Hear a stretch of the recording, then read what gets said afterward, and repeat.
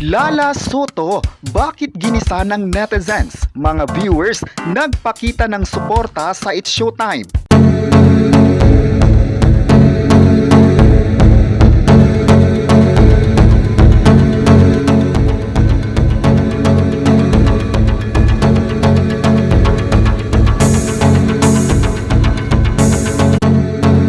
Resign Lala. Ito ang tugon ng mga netizens matapos nagpalabas ang MTRCB ng suspensyon ng 12 days sa sikat na noontime program ng ABS-CBN na It's Showtime. Marami sa ngayon ang humihiling na palitan ang MTRCB chairperson sa di umano'y patas na pagsiservisyo. Marami din ang dumepensa kay Lala Soto at meron din namang nagre-request na mag-resign na ito. Ayon pa ng netizens, hindi maganda ang desisyon ng MTRCB dahil wala naman talagang pagkakamali ang nangyari sa programa. Sa desisyon raw ay masabing hindi patas ito.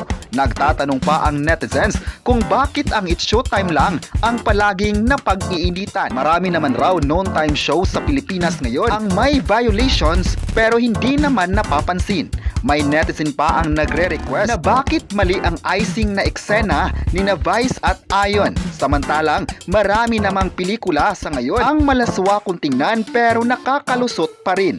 May netizen pa ang nagsabing sana patas ang trabaho para hindi makwe-question. Ang It's Showtime ay ang noontime program na napapanood ng mahabang panahon sa Philippine TV.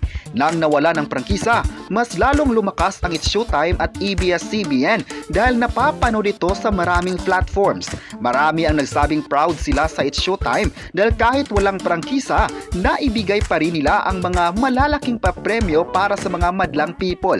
Halatang ang hangarin lang ng It's Showtime ay ang mapasaya ang lahat ng tao.